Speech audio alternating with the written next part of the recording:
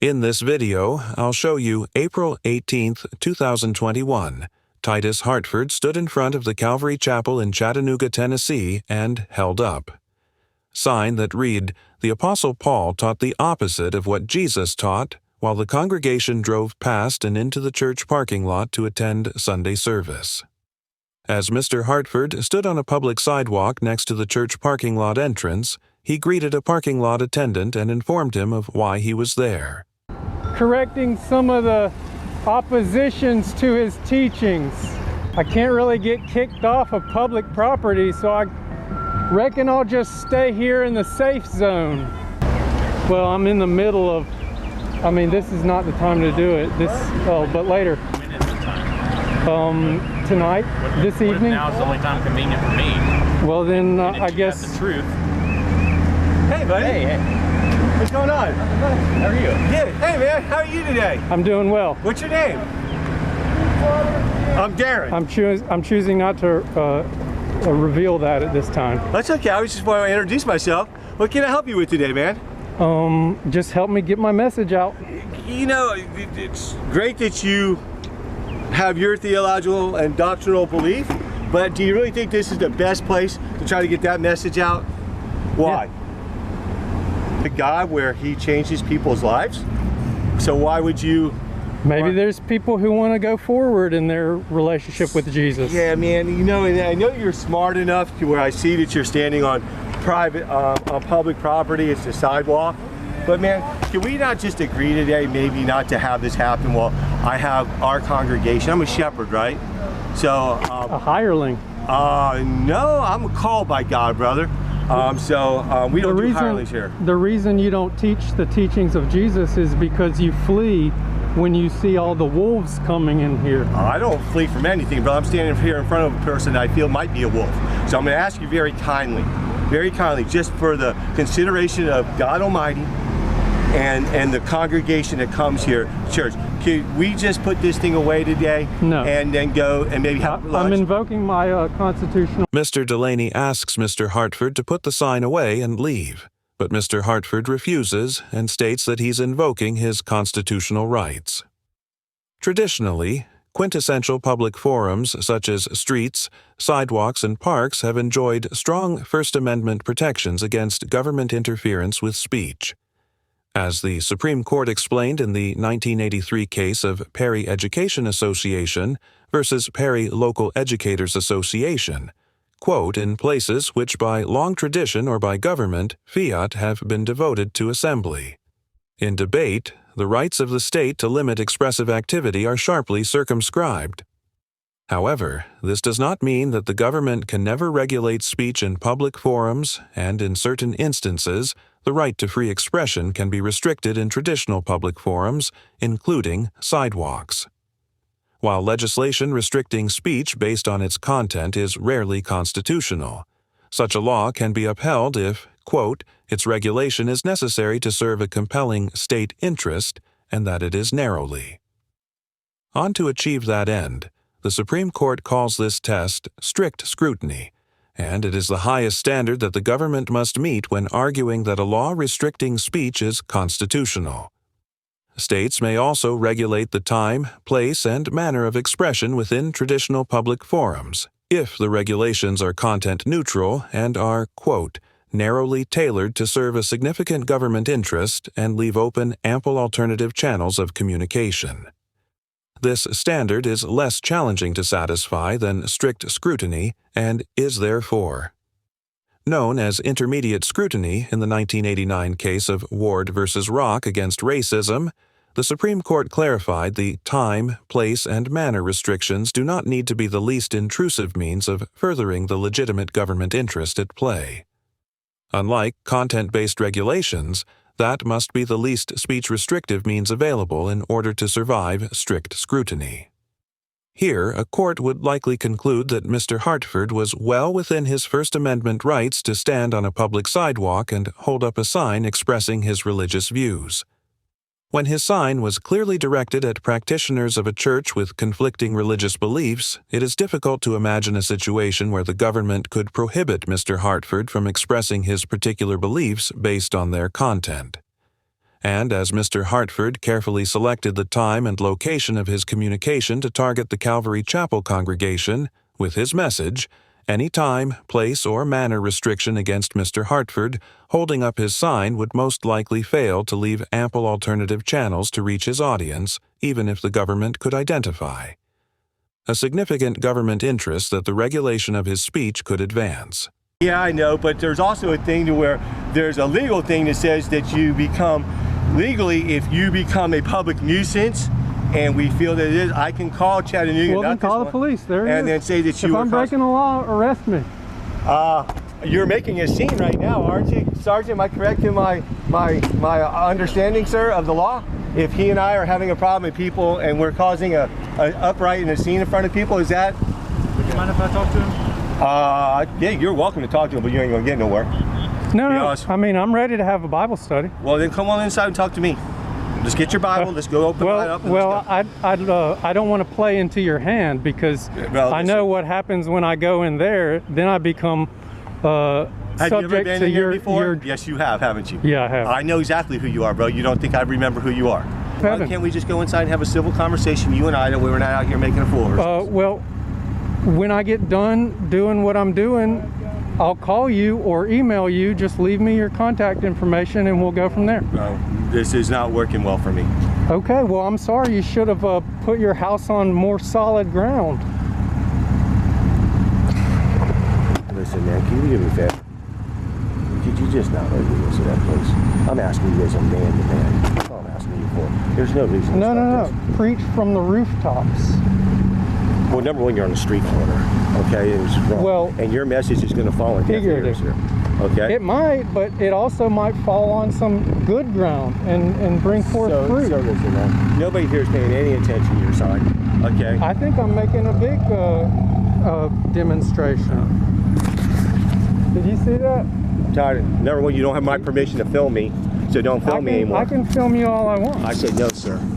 Okay? Hey, no. Don't touch my stuff. Get off my property. I'm not on your property. Get off my property, dude. I'm not on your property. Listen, man, leave. Hey, Sergeant, can you call a district car? I think we have a public problem here right now with me and him. Thank you, sir. Thank you, You sir. should get a better job, man. Just walk away. Mr. Delaney claims that Mr. Hartford is being a public nuisance by standing on the sidewalk with his sign. And although some states recognize a criminal offense known as public nuisance, Tennessee is not one of them. Rather, under Tennessee law, nuisance cases typically involve a property owner using their land in such a way that it annoys or disturbs another property owner's free use of their property, or which renders its ordinary use or physical occupation uncomfortable, although Section 29-3-101 of the Tennessee Code also states that criminal gangs that engage in certain activities may also constitute a nuisance.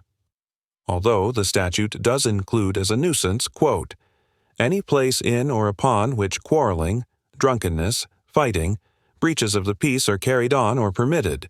This certainly would not apply to an individual holding a sign on a public sidewalk, as the nuisance must be a place and not a person. Mr. Delaney also states that Mr. Hartford is causing a scene, which would be more akin to a charge of disorderly conduct under Tennessee law. Section 39.17-305 of the Tennessee Code makes it a criminal misdemeanor for an individual to engage in fighting or in violent or threatening behavior, refuse to obey an official order to disperse, issue to maintain public safety in dangerous proximity to a fire, hazard, or other emergency, or create a hazardous or physically offensive condition by any act that serves no legitimate purpose. In order to be convicted of disorderly conduct under this statute, an individual must engage in this conduct in a public place and intend to cause public annoyance or alarm, or the individual must make unreasonable noise that prevents others from carrying on lawful activities. Here, a court would likely conclude that Mr. Hartford was not engaging in the sort of activity that would rise to the level of disorderly conduct, as he appeared calm and was not yelling at people, blocking the sidewalk, making loud noises, using obscene gestures or signs, or directing fighting words at anyone, including the police officers. and he was not in any proximity. Sidewalk. Let me see your ID. I need your ID or you're going to go to jail. This is a sidewalk. I don't know what you're talking about. Dude, I need your ID. Okay, maybe that was... Give me your ID or are you going to go to jail? I'm not going to give you my ID. I have no reason to. Put your arm behind your back. I'm on the sidewalk, so I don't see why I'm being arrested. Well, you're refusing to give me your ID. You have to identify yourself. This is not a stop and ID state. What's your name? Why are you saying? The Tennessee Code states that, quote, a person commits criminal trespass if the person enters or remains on property or any portion of property without the consent of the owner. Because it is clear from the footage that Mr. Hartford was on a public sidewalk throughout the encounter and not on church property, a court would almost certainly conclude that Mr. Hartford was not trespassing at the time Officer Elliott approached him, as the fact that the adjacent property owner didn't like his presence in front of their church is insufficient to sustain a conviction under the trespassing statute. Likewise, a court would probably find that Mr. Hartford could not be constitutionally arrested for refusing to identify himself in this context. While Section 7-3-505 of the Tennessee Code allows any police or peace officer of a metropolitan government to arrest an individual who does not produce or give identification when the officer asks for it for the purpose of issuing them a citation or civil warrant, Tennessee does not have a stop and identify statute that requires citizens to identify themselves during Terry stops.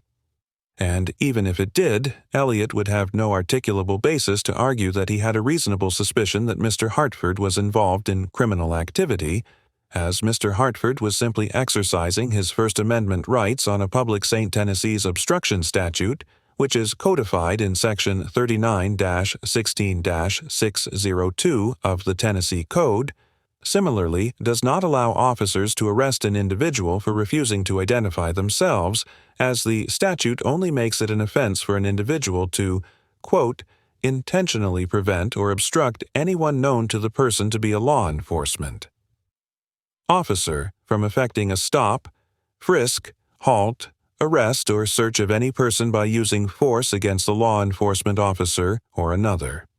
Mr. Hartford clearly could not be convicted of this offense for refusing to identify himself because he did not use any sort of force against Officer Elliott or anyone else, and his actions did not prevent Officer Elliott from conducting a stop, frisk, halt, arrest. Are you going to stop this? I'd like to do a Sergeant Atwood recording about him. Yeah. I'll go talk to him. You know what? After arresting Mr. Hartford, Officer Elliott confiscated his camera and his sign and took him to jail, where he was held long enough to miss 2 days of work. Mr. Hartford was eventually charged with criminal trespass, but the charge was ultimately dismissed after nearly a year. On February 7, 2022, Mr. Hartford filed a pro se federal lawsuit against Officer Elliott for deprivation of civil rights. In his handwritten complaint, Mr. Hartford stated that he had pled guilty to a trespassing charge involving the same church in 2016 and that the district attorney, for that case, advised him that he was allowed to be on the sidewalk surrounding the church, which is why he chose to stand there with his sign. He also alleged that Officer Elliott claimed in his police report that Mr. Hartford was standing in the church parking lot when he actually remained on the sidewalk throughout. As of the date of this episode, Mr. Hartford's lawsuit is still pending. Overall, Officer Elliott gets an F for misusing his authority as a police officer to censor Mr. Hartford's speech, arresting Mr. Hartford for exercising his right to refuse to identify himself, and allowing his biases as a member of Calvary Chapel to interfere with his duties as a police officer. Mr. Hartford was well within his First Amendment rights to stand on a public sidewalk and hold a sign communicating a religious sentiment, and Officer Elliott's interference with this expression was tantamount to unconstitutional government interference with the right to free speech. Officer Elliott's connection with the Calvary Chapel also makes his involvement in the situation questionable, and regardless of the actual motivations for his actions to an outsider. It would likely appear that he arrested Mr. Hartford because the leaders of his church wanted him to, or because he and his church disagreed with his religious views. It is difficult to imagine that the church and Officer Elliott would have taken the same actions if Mr. Hartford's sign had expressed religious views that were in agreement with the church's teachings. And this incident demonstrates how easily police misconduct can lead to government censorship of speech and ideas. Mr. Hartford gets an A+ for remaining calm and courteous throughout the encounter, respectfully practicing his right to free expression, tactfully refusing to identify himself when he was not required to do so, and following up with appropriate legal action. In addition to exercising the self-control necessary to remain respectful throughout his interactions with church leaders and Officer Elliott, Mr. Hartford demonstrated real courage by asserting his rights and refusing to relinquish them, even when threatened with arrest. It is clear that Mr. Hartford's religious beliefs are important to him, and I commend him for maintaining a clear head when his expression of those beliefs were wrongfully stifled. It seems that Mr. Hartford has a strong argument that Officer Elliott wrongfully arrested him, and it will be interesting to see if he can succeed in his federal claims without legal representation. Thank you very much for watching the video. Subscribe our channel for next video.